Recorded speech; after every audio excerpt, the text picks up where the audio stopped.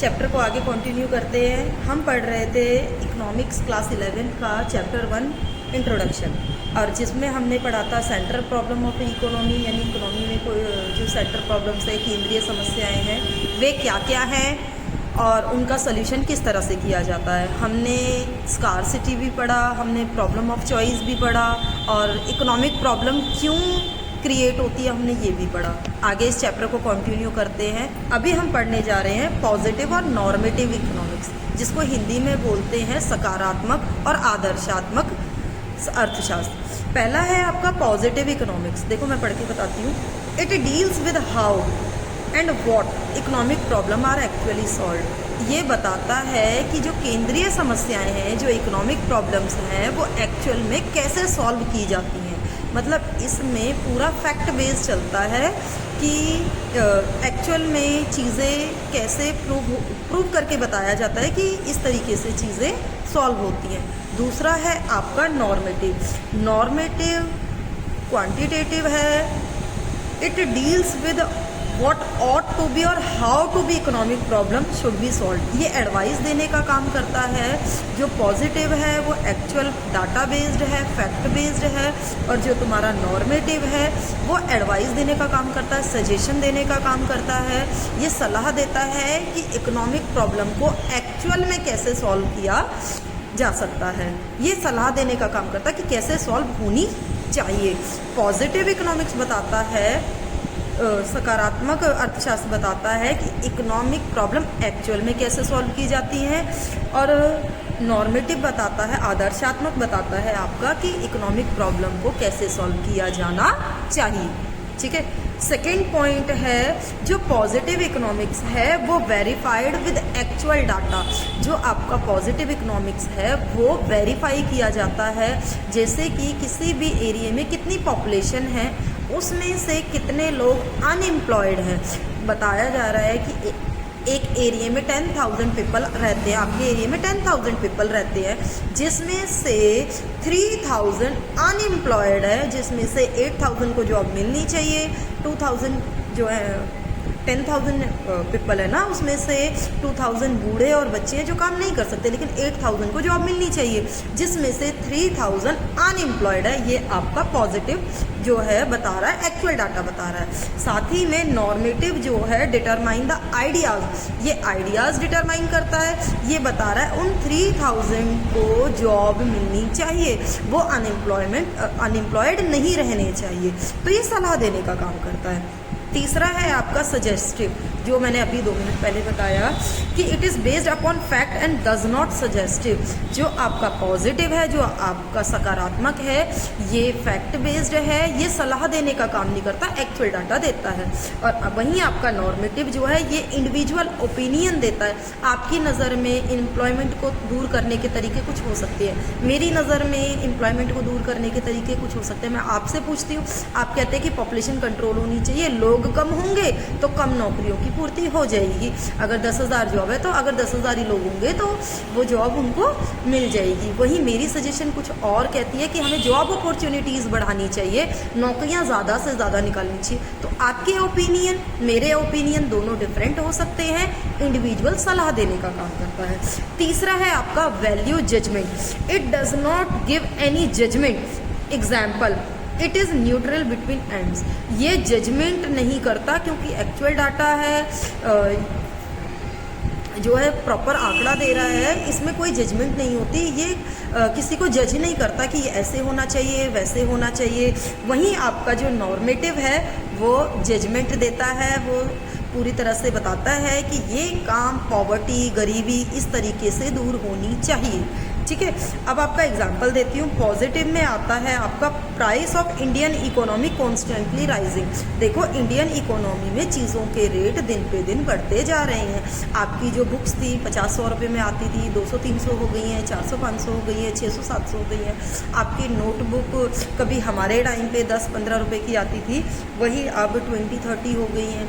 और उसके बाद में वो 100 तक गई, अभी 200 से 300 के रजिस्टर भी मिलने लगे हैं, क्लासमेट्स वगैरह के बहुत महंगे हैं। तो ये एक्चुअल डाटा बता रहा है कि जो आपकी नज़र में भी सेम है और मेरी नज़र में भी सेम है। मैं भी कहूँगी चीज़ों के रेट बढ़ रहे हैं और आप भी कहोगे चीज़ों के रेट कॉन्स्टेंटली लगातार बढ़ते चले जा रहे हैं। वहीं नॉर्मेटिव कहता है कि हमें प्राइसेस को कंट्रोल करना चाहिए, बिकॉज हमारी सोसाइटी में डिफरेंट टाइप ऑफ पीपल हैं, अनइक्वल डिस्ट्रीब्यूशन है इनकम का, किसी की इनकम बहुत ज़्यादा है, किसी की इनकम कम है, कोई मिडिल क्लास है, कोई लोअर क्लास है, कोई बहुत ज़्यादा पुअर है। और एजुकेशन का राइट तो सबको है, सबको ही पढ़ने का अधिकार है। तो यहाँ कहता है कि हमें प्राइस राइजिंग को कंट्रोल करना चाहिए। अब पॉजिटिव में दूसरा एग्जांपल देती हूँ। There is inequality of income in our economy. हमारे देश में इनकम का जो डिस्ट्रीब्यूशन है वो अनइक्वल है। हमारे ही देश में 500 करोड़ कमाने वाले भी रहते हैं, हमारे देश में 100 करोड़ कमाने वाले भी रहते हैं, हमारे देश में 1 लाख रुपए इनकम के भी रहते हैं, और हमारे देश में 5000 कमाने वाले भी रहते हैं, और ऐसे भी रहते हैं जो बिल्कुल नहीं कमा रहे, अनएम्प्लॉयड है। तो इनकम का जो बंटवारा है वो बहुत ही ज़्यादा अलग अलग है। बहुत ज़्यादा कमाने वाले भी है, कम कमाने वाले भी नहीं है, कम कमाने वाले भी हैं और ना कमाने वाले भी हैं। अंबानी भी हमारे देश में रहते हैं। नॉर्मेटिव सलाह दे रहा है कि इनकम इनइक्वालिटीज़ को कम करना चाहिए, ज़्यादा कमाने वालों की इनकम पे टैक्स लगाया जाए, ज़्यादा से ज़्यादा, कम कमाने वालों को चीज़ें फ्री में दी जाएं। तो ये जो इनकम का डिस्ट्रीब्यूशन है, कोई इतना कमा रहा है, कोई इतना, इसको थोड़ा सा पास लाने की कोशिश की जाए। तो ये हुआ हमारा पॉजिटिव और नॉर्मेटिव, यानी सकारात्मक और आदर्शात्मक अर्थशास्त्र। दूसरा पॉइंट मैं आपको पढ़ा देती हूँ, माइक्रो और मैक्रो का डिफरेंस। अच्छा, आपकी 11th क्लास की बुक में जो माइक्रो है व्यष्टि अर्थशास्त्र है, वहीं 12th में हम मैक्रो पढ़ते हैं, व्यष्टि अर्थशास्त्र पढ़ते हैं। अच्छा, micro economics is the part of economic theory which studied the behaviour of individual unit of an economy. जो माइक्रो इकोनॉमिक्स है वो इकोनॉमी का पार्ट है जिसमें हम इंडिविजुअल थ्योरी को पढ़ते हैं, एक व्यक्तिगत रूप में पढ़ते हैं। एक व्यक्तिगत उपभोक्ता जाता है, ज़्यादा से ज़्यादा रेट में उसका सामान बिके, और वहीं एक इंडिविजुअल जो कंज्यूमर है वो आप चाहते हो कि कम से कम रेट में हमें टीचर पढ़ा दे, तो इंडिविजुअल थ्योरी को पढ़ता है। कोई ज़्यादा रेट रख रहा है, कोई कम रेट रख रहा है, तो यहाँ हम एक इंडिविजुअल तरीके से पढ़ते हैं, व्यक्तिगत एक के तरीके से पढ़ते हैं। वहीं macroeconomics is the part of economic theory which studies the behaviour of aggregate of economy as a whole. ये पूरे देश की इकोनॉमी को, पूरे देश की अर्थव्यवस्था को एक साथ लेकर चलता है। इसमें तुम्हारी थिंकिंग, मेरी थिंकिंग, तुम्हारे प्राइस, मेरे प्राइस, ये डिपेंड नहीं करते। हम देखते हैं पूरे देश में सारे कंज्यूमर्स को मिला के एग्रीगेट, यानी कि सारे के सारे जो हमारे जो भी कंज्यूमर्स हैं वो समग्र रूप में किस रेट पे चीज़ खरीदने के लिए तैयार रहते हैं और किस रेट में प्रोड्यूसर सामान बेचने के लिए तैयार है। दूसरा है माइक्रो इकोनॉमिक्स में डिमांड एंड सप्लाई, कंज्यूमर की डिमांड, प्रोड्यूसर की सप्लाई। हम पढ़ते हैं डिमांड और सप्लाई थ्योरी को कि इंडिविजुअल जो तुम्हारा कंज्यूमर है वो किस रेट में चीज़ों को खरीदने के लिए तैयार है, प्रोड्यूसर किस रेट में चीज़ों को बेचने के लिए तैयार है। और मैक्रो इकोनॉमिक्स वाइड लेवल पे पढ़ेंगे, एक कस्टमर को तो नहीं देखेंगे, एक कस्टमर के जाने से सेलर को कोई फ़र्क नहीं पड़ेगा, एक प्रोड्यूसर के पूरी इकोनॉमी में कम हो जाने से मार्केट को कोई फ़र्क नहीं पड़ेगा। आपके आसपास 10, 20, 30, 40, 50 ट्यूटर्स होंगे, एक ट्यूशन बंद हो जाता है तो आपको कोई फ़र्क नहीं पड़ता, आपके लिए दूसरा है। वहीं एक कंज्यूमर जो है कम हो जाता है प्रोड्यूसर के लिए, एक बच्चा चला जाता है तो कोई फ़र्क नहीं पड़ता, और स्टूडेंट्स बहुत है। तो वहीं मैक्रो इकोनॉमिक्स में हम पढ़ते हैं income level and employment level, कि पूरे देश में इनकम का क्या लेवल है, कितना हमारा देश इनकम अर्न कर रहा है, और कितना जो है एम्प्लॉयमेंट का लेवल है, लोगों को कितना रोज़गार, पूरे देश को एक साथ हम लेकर इसमें चलते हैं। तीसरा है ऑब्जेक्टिव। माइक्रो इकोनॉमिक्स जो है determine the price of commodity और फैक्टर ऑफ प्रोडक्शन।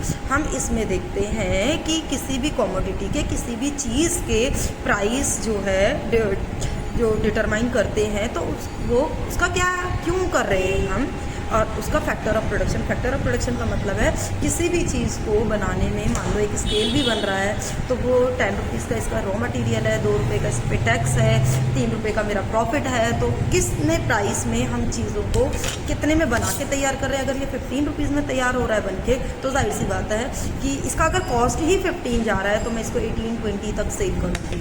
तो इसमें हम कमोडिटी के प्राइस और उसमें लगने वाले खर्चे को देखते हैं। वहीं macro economics highest degree of aggregation, सबको एक साथ लेके समग्र, आप एवरेज निकालते हो ना, सारे को इकट्ठा करते हो। For example aggregate demand derived bye entire economy, पूरे देश के जितने भी लोग हैं उनकी डिमांड क्या है, वो किस रेट पे चीज़ों को खरीदने के लिए अपनी इच्छा से तैयार है। मैं एक एग्जांपल देती हूँ, ये स्केल जो है मार्केट में 15 रुपये का मिल रहा है, तो आप सेटिस्फाई हो कि हाँ स्केल का रेट 15 रुपीज़ तो होना ही चाहिए।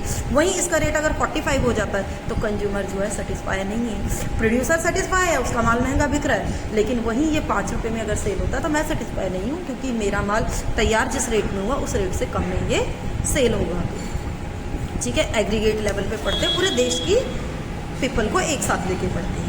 चौथा है बेसिक अजम्पशंस। माइक्रो में हम चीज़ों को, सेविंग को, इनकम को, ये सारी चीज़ें, नेशनल इनकम, इन सबको कांस्टेंट लेकर चलते हैं। माइक्रो में इंडिविजुअल तरीके से पढ़ रहे हैं, सारे देश के लोग क्या चाह रहे हैं, सारे देश के लोग कितने पे डिमांड कर रहे हैं, हम इन चीज़ों को इग्नोर करके चलते हैं। वहीं मैक्रो इकोनॉमिक्स में फर्म के प्राइस क्या हैं और हाउस होल्ड के डिसीज़न क्या हैं, कितने रेट पे वो चीज़ों को खरीदने के लिए बाएँ, हम पूरे देश के इकोनॉमिक लेवल पे बात करते हैं। उसके बाद हम माइक्रो इकोनॉमिक्स को प्राइस थ्योरी का नाम भी देते हैं और मैक्रो इकोनॉमिक्स को हम इनकम एंड एम्प्लॉयमेंट थ्योरी का नाम देते हैं, क्योंकि हम पूरे देश की इनकम देख रहे हैं, पूरे देश के लोगों का रोजगार देख रहे हैं, एम्प्लॉयमेंट देख रहे हैं। ठीक है, अब ये यहाँ पे माइक्रो इकोनॉमिक्स के एग्जांपल आप लिख सकते हैं। इंडिविजुअल इनकम की मेरी इनकम क्या है, और इंडिविजुअल आउटपुट, मैं कितने रेट में चीज़ें खरीद रही हूँ। और वहीं मैक्रो इकोनॉमिक्स में हम नेशनल इनकम पढ़ते हैं और नेशनल आउटपुट पढ़ते हैं। तो यहाँ आपका फ़िलहाल माइक्रो और मैक्रो का डिफरेंस जो है वो ख़त्म होता है, पॉजिटिव और नॉर्मेटिव वो फिनिश होता है। नेक्स्ट टॉपिक के लिए आप मुझे कमेंट्स कीजिएगा, मैं आपको नेक्स्ट टॉपिक के साथ मिलती हूँ नेक्स्ट वीडियो में।